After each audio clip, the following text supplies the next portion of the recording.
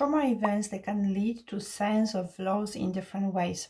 So for some people, it might be that they've learned that someone close to them has died. Maybe they witnessed someone dying in a violent way.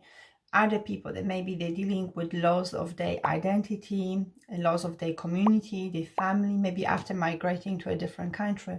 For some people, it might be that they need to deal with the loss of their mobility after maybe experiencing a car accident. So in today's video, I'm going to be talking about post-traumatic stress disorder that comes together with issues of dealing with grief, with loss. You might not know, but not long ago, grief has been classified as a prolonged grief disorder. And some people, they might actually disagree with that, saying that we're pathologizing something which is actually a very natural process. And yes, for many of us, grieving, it is a natural process. And when people, they experience that, we actually discourage them starting therapy straight away after maybe they lost a close family member. We will ask them to maybe start therapy a few months after, so they can go through this process of grieving naturally. Unfortunately, for 10% of our population, grieving actually becomes disabling and prolonged condition, causing them emotional and physical symptoms. So when someone thinks about the person that they've lost, that might trigger then for them certain upsetting memories.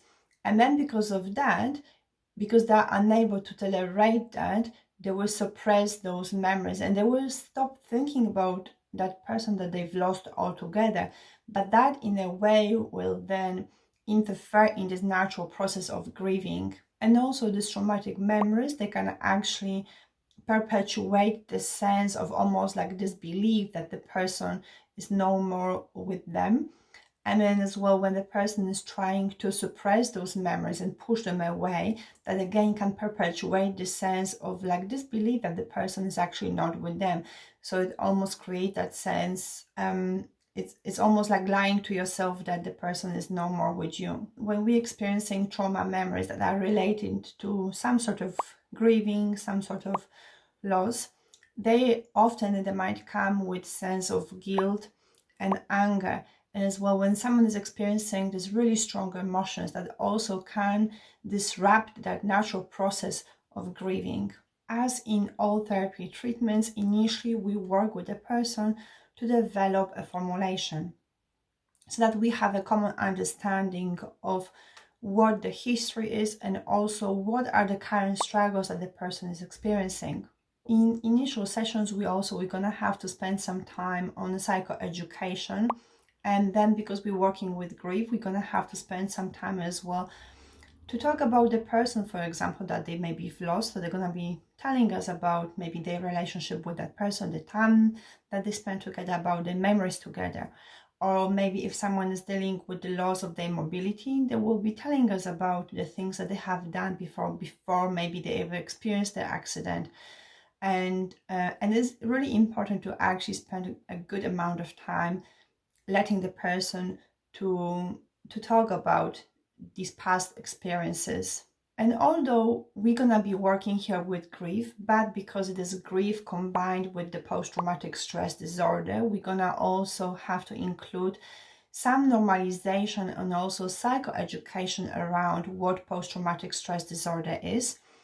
And so we will have to talk, for example, about the flashbacks and nightmares, and how we work with that, so we can initially introduce the person what they can expect in later sessions. By normalizing, I mean that in some cases, people, for instance, they might be feeling angry with the person that died, or they might be feeling happy that the person has died and is no longer with them.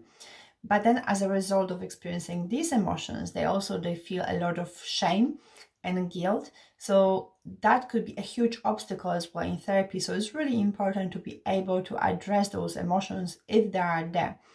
And that already can be quite a big stepping stone in their recovery. As part of dealing with traumatic grief, we can help the person to re-engage with activities that maybe they used to do with the person. In some cases, it might be actually helpful for the person to engage with new activities.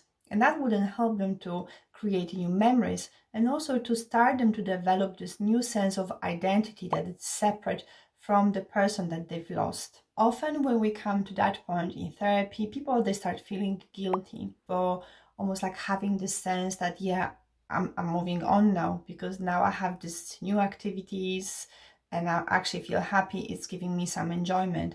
And then we can always challenge those intrusive thoughts with Socratic questioning, asking them whether the person that they've lost would be actually happy to see them never enjoying any new activities. As part of working the prolonged grief disorder, at the point where a person is trying to rebuild their life, it might happen that they will actually start avoiding certain people or certain social situations because they don't want to answer certain questions, they don't want to explain themselves.